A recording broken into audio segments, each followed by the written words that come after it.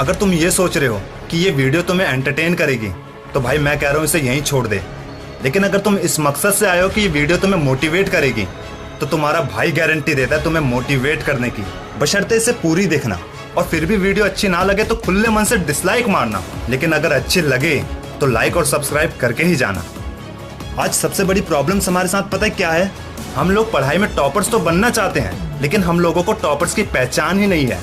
नहीं, क्लास या एग्जाम में हाईएस्ट मार्क्स ले आया तो बंदा टॉपर्स। अरे नहीं यार, जब तुम स्कूल या कॉलेज से पास आउट होने के 3-4 साल बाद अपने दोस्तों से मिलोगे तब तुम्हें हैरानी होगी, जिसे हम असल में टॉपर समझते थे वो तो बस एक ऑर्डिनरी बंदा निकला।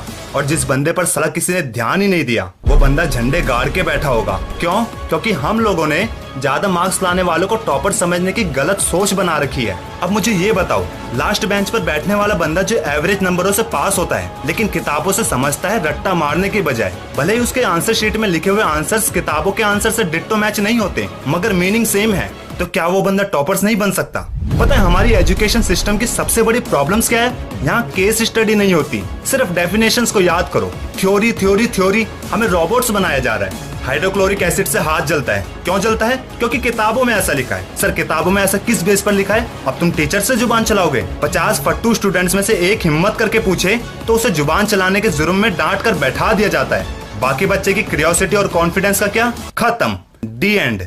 और एक फर्स्ट आने वाले स्टूडेंट से आंसर पूछने पर उसका डिट्टो सेम किताब वाला आंसर देने पर उसे शाबाशी दी जाती है। क्यों, कब, कैसे पूछने वाले को तो लोग बस फुद्दू या डम ही समझते हैं। पर मैं कह रहा हूँ तुम किसी के फुद्दू समझने से क्यों, कब, कैसे सवाल पूछना बंद मत करना, क्योंकि ये छोटे छोटे क्वेश्चन ही तुम्हें कामयाबी तक ले जाएंगे। और मैं अपनी हर स्टडी मोटिवेशनल वीडियो में कहता हूँ क्लास या कॉलेज के मार्क्स से तुम्हारा फ्यूचर डिसाइड नहीं होगा। बाहर की दुनिया बहुत बड़ी है भाई, वहाँ तुम्हारी काबिलियत और तुम्हारा अनुभव जज करेंगे। क्या खूब कहा है किसी ने, a single piece of paper can not decide our future. और एक बात भाई, इंटेलिजेंट बंदा वो होता है जिसका आईक्यू ज्यादा होता है, और ये साइंटिफिकली प्रूव्ड है। क्लास में फर्स्ट आने वाले स्टूडेंट्स से ज्यादा आईक्यू एवरेज स्टूडेंट्स का होता है। मैं ये बिल्कुल नहीं कह रहा कि तुम क्लास में फर्स्ट आना जानबूझकर छोड़ दो। अरे जो पढ़ रहे हो उसे समझो और फिर एग्जाम में जितना समझ में आया उसे लिखो। फर्स्ट आना या सिर्फ पास होना ये नियति पे छोड़ दो। मेरा यकीन मानो, ज्यादा शीट भरने से ये बिल्कुल साबित नहीं होता कि वो बंदा इंटेलिजेंट है। जो कम शब्दों में सही बात लिखता है वो होता है इंटेलिजेंट। पढ़ाई का असली मतलब क्या होता है? लर्निंग, वो लर्निंग जो सिखाए कहीं से भी, सिर्फ किताबों से जरूरी नहीं। शायद यही कारण था कि बिल गेट्स और एलोन मस्क जैसे ड्रॉप आउट आज सक्सेस है, क्योंकि उन्होंने कॉलेज छोड़ा, पढ़ाई नहीं। अरे जितनी हमारी अब तक की किताबें नहीं होंगी उनसे बड़ी तो उनकी लाइब्रेरी होती है।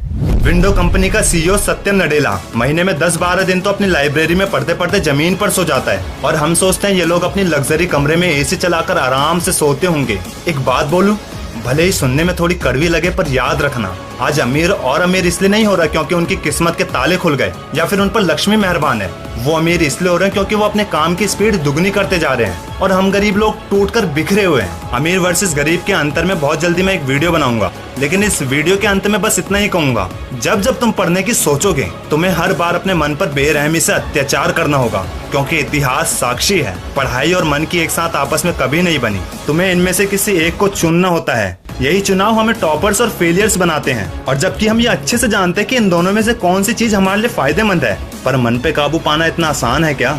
लेकिन एक तरीका है जब तुम मन को साथ रखकर पढ़ाई कर सकते हो, अगर तुम्हें पढ़ाई से प्यार हो जाए तब। वरना तुम्हें तो ये भी नहीं पता होगा कि जब रात को तुम फेसबुक और व्हाट्सएप मन लगाकर चला रहे होते हो तब तुम्हारा ही कोई दोस्त किताबों में मन लगाकर पढ़ रहा होता है। इसलिए जब तक तुम पढ़ाई को एक जिम्मेदारी समझते रहोगे तब तक तुम कुछ बड़ा नहीं उखाड़ सकते। लेकिन जिस दिन तुमने पढ़ाई को अपना मनोरंजन का हिस्सा मान लिया उस दिन तुम ऑर्डिनरी स्टूडेंट से एक्स्ट्रा ऑर्डिनरी स्टूडेंट बन जाओगे। लेकिन इस बात का रिजल्ट कॉलेज या स्कूल के रिजल्ट से मेजर मत करना, क्योंकि तुम उस एक बंदे में से होंगे जिसे 4 साल बाद जब तुम्हारे दोस्त सक्सेस होता देख यही कहेंगे, हम जिसे क्लास में टॉपर समझते थे वो तो ऑर्डिनरी निकली, और तुझ पर किसी ने ध्यान नहीं दिया तो तू झंडे गाड़ के बैठा हुआ है। वीडियो अच्छी